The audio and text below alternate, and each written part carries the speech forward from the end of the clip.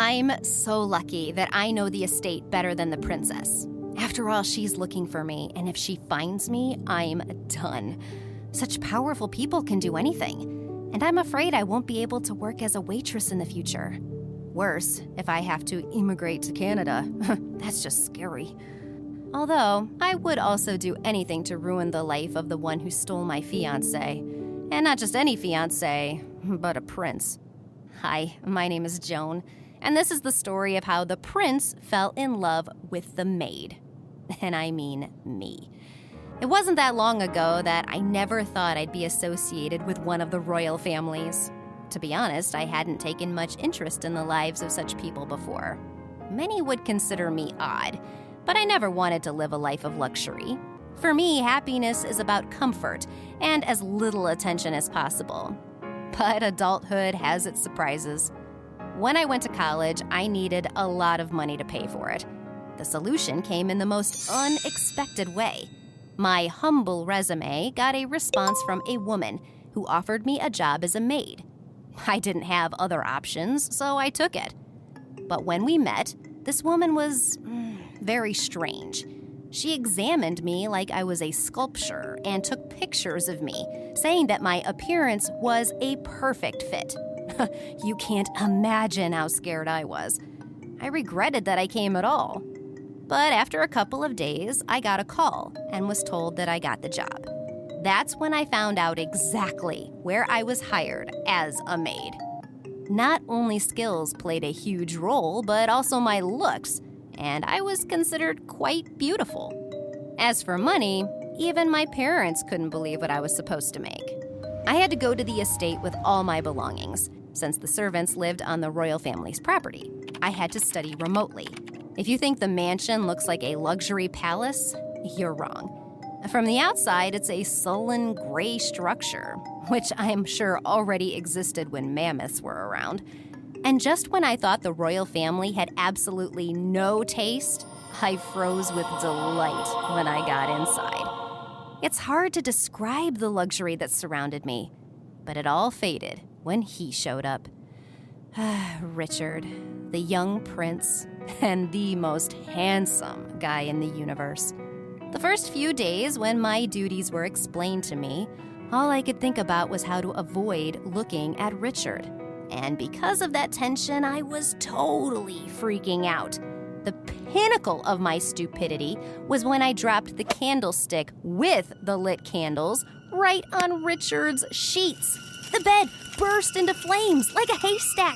I began to squeal something unintelligible. I was crying out of fear and extreme anxiety. But then Richard was there.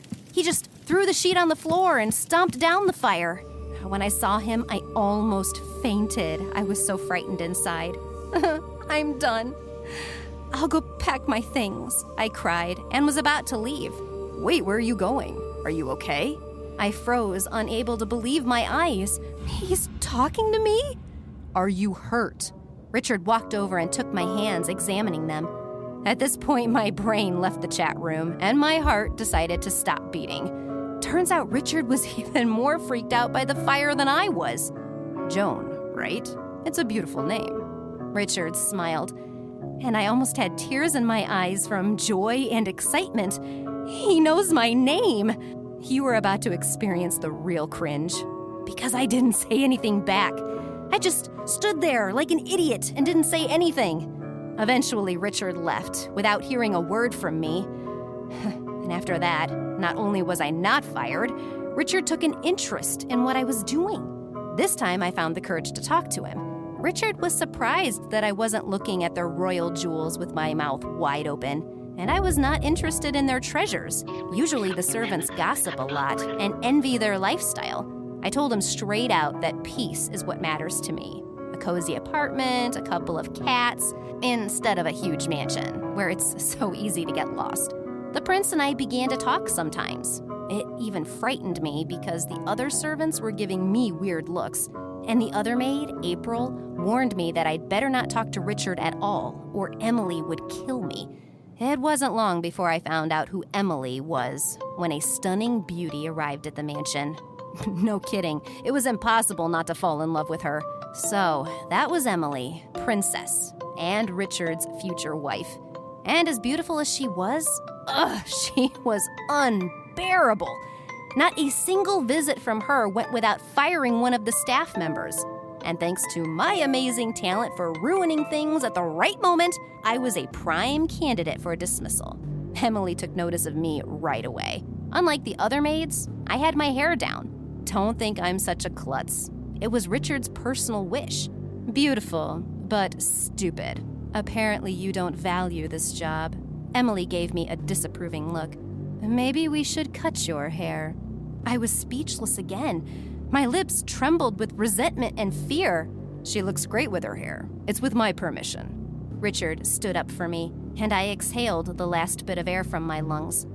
In that moment, I was so touched by his kindness that I didn't notice the withering look in Emily's eyes. The rules will change soon, she declared, and left.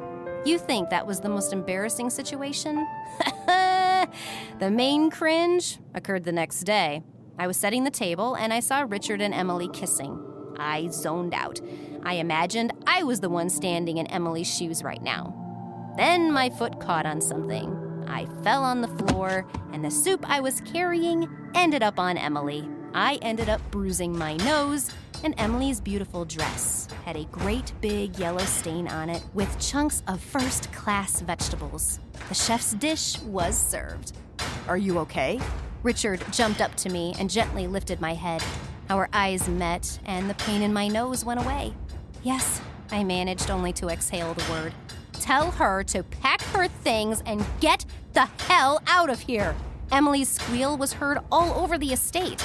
What's the matter with you? She could have been badly hurt. Richard looked sternly at his fiancée. It's only a dress. You can afford 100 of them. I wasn't fired because Richard's word was the law. Only now I was the target. And I was sure Emily would hit it the first chance she got. She didn't have a lot of time because the wedding preparations were in full swing.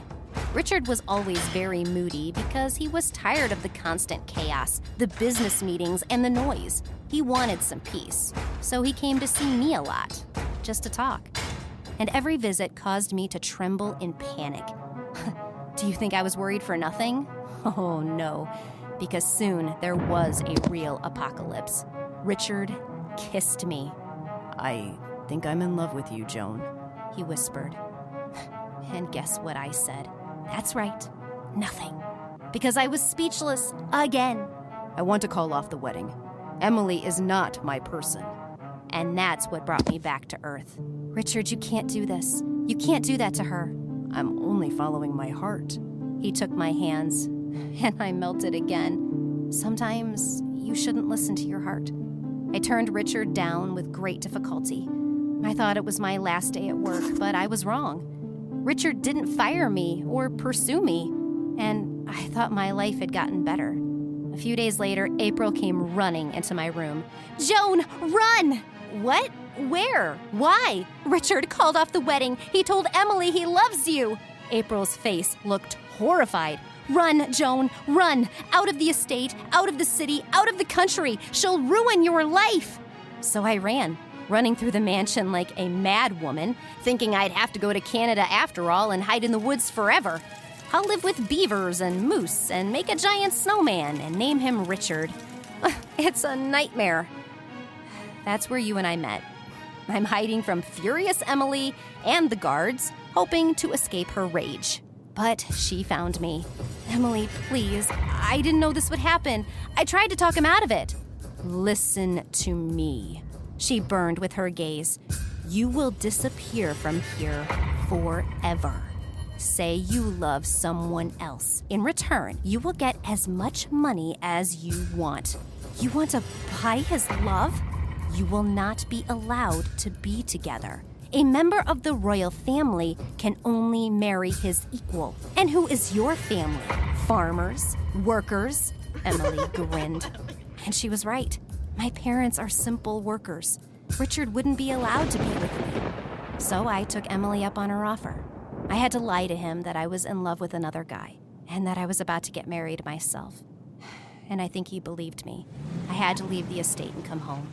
But I came back a real millionaire.